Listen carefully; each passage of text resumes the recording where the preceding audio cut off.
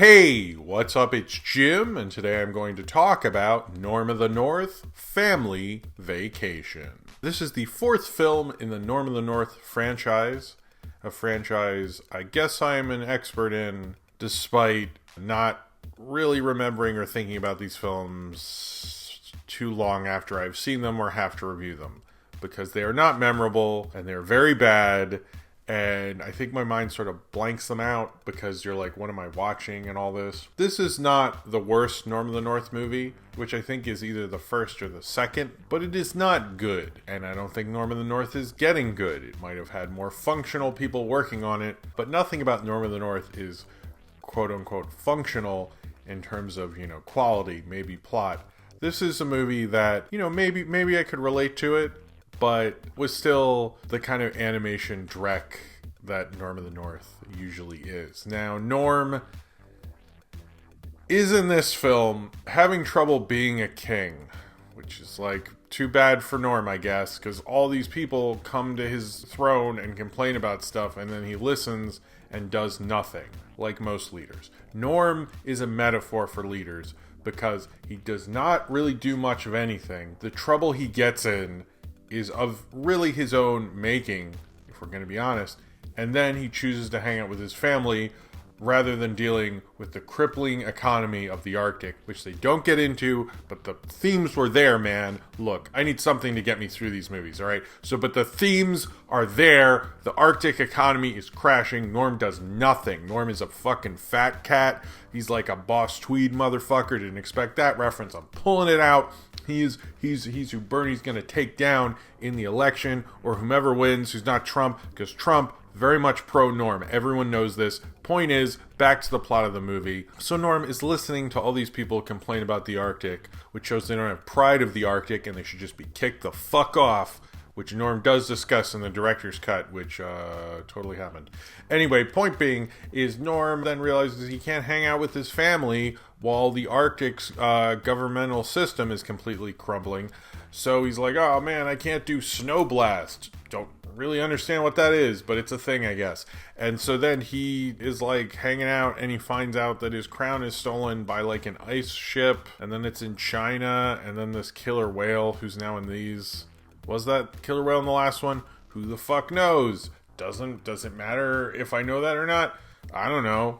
Maybe. Who cares? Point is, this killer whale told him stuff, and he's like, he's going to China, and then he says China a bunch of times, which is a joke maybe, and then he goes to China after it, and his family's like, where are you going? He's like, oh, I'm going to China. We're gonna go on a family vacation because we never see you because you're too busy trying to deal with, both your job and, dealing with the Arctic's crippling economy. And he's like, no, this is like a serious thing. I need to get my crown. And he just lies, and they go along with him because there's doing a big solstice party, despite that economically that is not the most responsible thing for Norm to do, but it's 2020 and our leaders are corrupt. And so Norm needs this to go on the ice because it'll like make everything good or something. And then this pigeon or whatever, who sounds like John Oliver, but I'm pretty sure is not, tells him, you gotta go get it. So he goes with his family on a vacation. And interesting in the Norm franchise, however, there are no humans in this, unless I fell asleep or something else happened. I don't know, but there are like no humans in this. Interesting take for Norm. I'm doing the nostalgia critic. I'm going through the whole plot. All right, yeah, they go on this thing, and then there's like these two tigers, Pete and Repeat, and whatever, and they find the crown, and everything's fine. This movie is not good, as per usual, for the Norm franchise. So in terms of quality, consistent, yes, consistent in shit. Yeah, Norm of the North continues this bad thing. They have the characters Pete and Repeat, who have been on the promotional poster all along. If you've seen my reviews, I've been talking about Family Vacation. Apparently there's going to be a fifth Norm of the Norm because the existential dread of my life never ends. Thanks, Norm. I will say, being a parent and having multiple jobs and all that stuff is very hard, and it's hard to have a good life-work balance. And I semi-related to Norm, but I also would have been like, yo, I'm like the fucking king. The mom has like no job, by the way. What's up with that shit? They're all just like, we're just hanging out. Why can't you hang out with us? And we go, I don't know, because I'm running the goddamn Arctic. It's just that upsets me because I'm just like, come on, guys. Like, well, he's got a lot to do, clearly. And, like, you could be a little understanding. It's just like, why can't you play Snow Blast? And he's like, I don't know what that is. And I go, yeah, because you never spend time with us. He goes, no, you're just making up things. It's weird.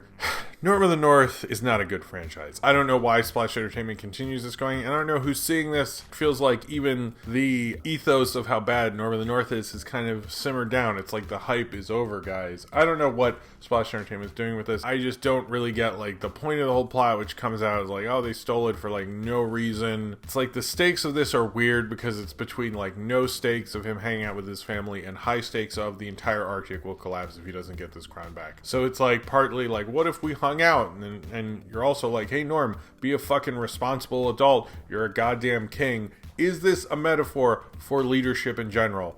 No.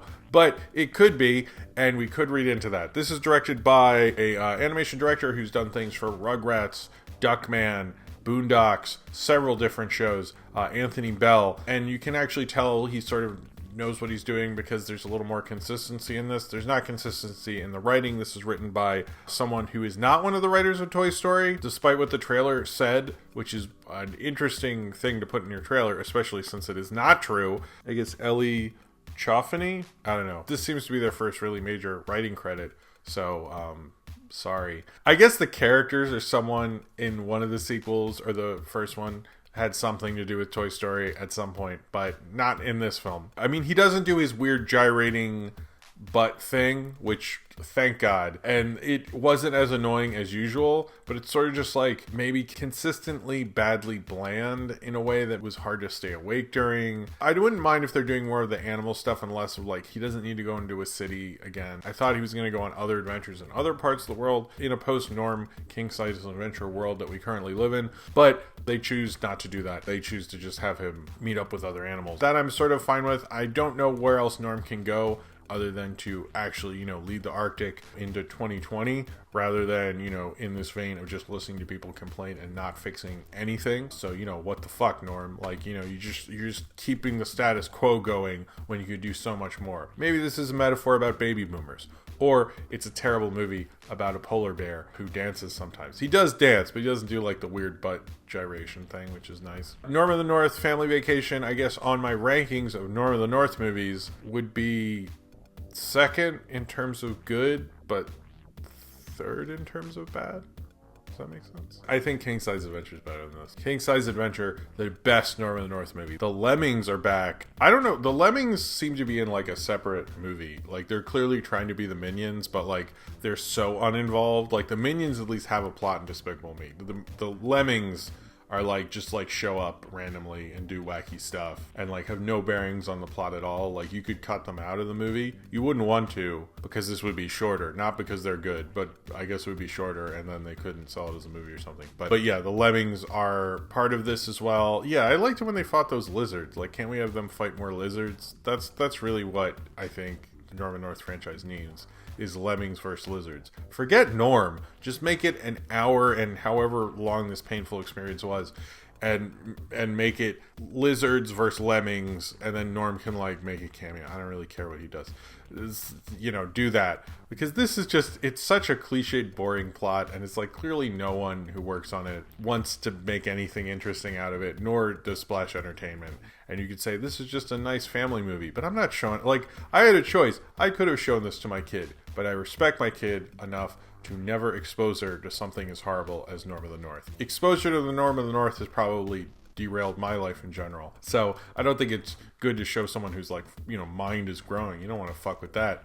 Just have some weird polar bear and stuff. These are just very forgettably bad animated films. And Norm of the North just continues to chug along in his awful, uneventful terribleness somehow. And just keeps going. You can't stop Norm, unfortunately. He is unstoppable. He will continue to make terrible animated films, and you wonder, how are they even making money off of these? Or is this just a cruel experiment to see how long they can do this before someone shuts them down? And I hope someone does. I would be fine if it ended right here, or if they did a Monster Trucks crossover, which I'm sure everyone in the comments is going to love. I wish they would just completely be done, but unfortunately, it is not. We're just going to keep going, and hopefully Norm, now that he's found a balance with his family in the Arctic, can really find out who he really is. But he probably won't, and we'll just keep continuing going down the line of Norm of the North movies.